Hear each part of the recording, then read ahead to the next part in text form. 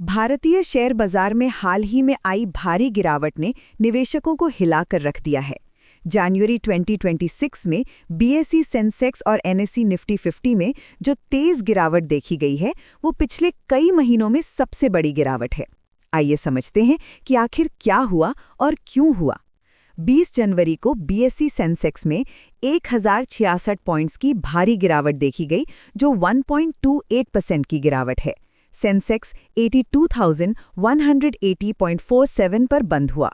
वहीं NSE Nifty 50 में 353 points की गिरावट हुई, जो 1.38% की गिरावट है। निफ्टी 25,232.50 पर बंद हुआ। ये दोनों इंडाइसेस अपने 3 महीने के सबसे निचले स्तर पर पहुंच गए हैं।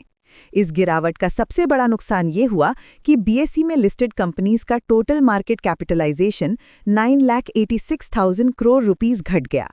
यानी एक ही दिन में निवेशकों की संपत्ति में इतनी बड़ी कमी आई। अब total market cap 4,55,82,683 crore rupees रह गया है। पहली वजह है आईटी स्टॉक्स का performance. TCS, Infosys, Wipro, HCL tech जैसे बड़े आईटी स्टॉक्स में लगातार गिरावट देखी जा रही है। निफ्टी आईटी इंडेक्स पिछले 3 महीनों में 11% तक गिर चुका है। टेक महिंद्रा में 1.6% की गिरावट देखी गई। आईटी सेक्टर में क्लाइंट्स की कॉशियस स्पेंडिंग और प्राइसिंग प्रेशर की वजह से ग्रोथ स्लो हो रही है। दूसरी बड़ी वजह है ग्लोबल सेंटिमेंट का वीक होना। यूएस प्रेसिडेंट डोनाल्ड ट्रंप के टैरिफ थ्रेट्स की वजह से इंटरनेशनल मार्केट्स में अनसर्टेनिटी बढ़ गई है। ट्रंप ने यूरोपियन यूनियन के 8 देशों पर 10% टैरिफ लगाने की धमकी दी है, जिससे ग्लोबल ट्रेड टेंशन्स बढ़ गए हैं। इसका असर भारतीय बाजार पर भी पड़ा है।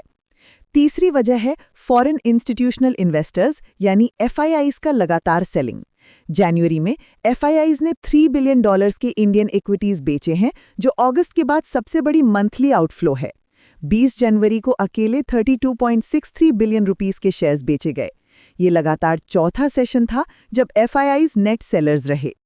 चौथी वजह है इन्वेस्टर्स का सेफ हेवन एसेट्स की तरफ रुख करना। गोल्ड और सिल्वर की प्राइसेस रिकॉर्ड हाई पर पहुंच गई हैं। हिंदुस्तान जिंक के शेयर्स में 3% की बढ़ोतरी देखी गई, क्योंकि सिल्वर प्राइसेस सर्ज कर रहे हैं। जब मार्केट में अनसर्टेनिटी होती है तो इन्वेस्टर्स प्रेशियस मेटल्स में इन्वेस्ट करते हैं।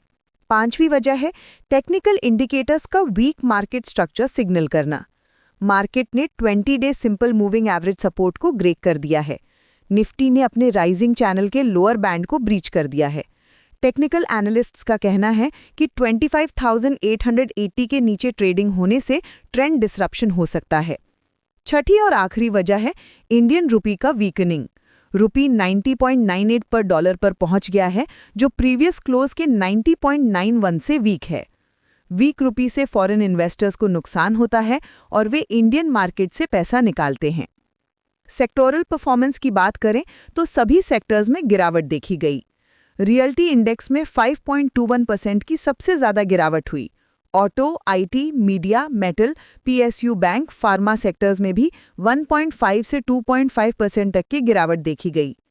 बीएसई मिड कैप और स्मॉल कैप इंडाइसेस में 2.5% की गिरावट हुई। ब्रॉडर मार्केट का परफॉर्मेंस भी डिसअपॉइंटिंग रहा। बीएसई स्मॉल कैप इंडेक्स 2.74% गिरा, जबकि मिड कैप गेज 2.52% डिक्लाइन हुआ। ये दिखाता है कि सेलिंग प्रेशर सिर्फ लार्ज कैप स्टॉक्स तक सीमित नहीं था, बल्कि पूरे मार्केट में फैला हुआ था। इंडिविजुअल स्टॉक्स की बात करें तो इटर्नल में 4.02%, बजाज फिनांस में 3.88% की गिरावट देखी गई। Sun Pharma, InterGlobe Aviation, Trent, Asian Paints, Mahindra and Mahindra भी शार्पली लोअर बंद हुए। एचडीएफसी बैंक अकेला स्टॉक था जो सेंसेक्स पैक में पॉजिटिव टेरिटरी में फिनिश हुआ।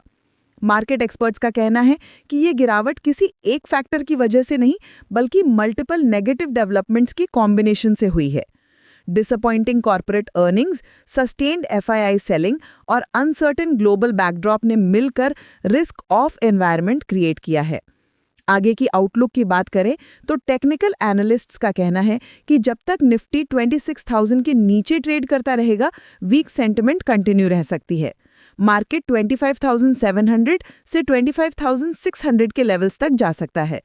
अपसाइड में 26,050 इमीडिएट रेजिस्टेंस है। इस पूरी सिचुएशन से ये क्लियर होता है कि Indian stock market multiple challenges face कर रहा है। ग्लोबल अनसर्टेनिटी, डोमेस्टिक फैक्टर्स और टेक्निकल वीकनेस का कॉम्बिनेशन एक परफेक्ट स्टॉर्म क्रिएट कर रहा है। इन्वेस्टर्स को इस टाइम में कॉशियस रहना चाहिए और प्रॉपर रिस्क मैनेजमेंट के साथ इन्वेस्टमेंट डिसीजंस लेने चाहिए।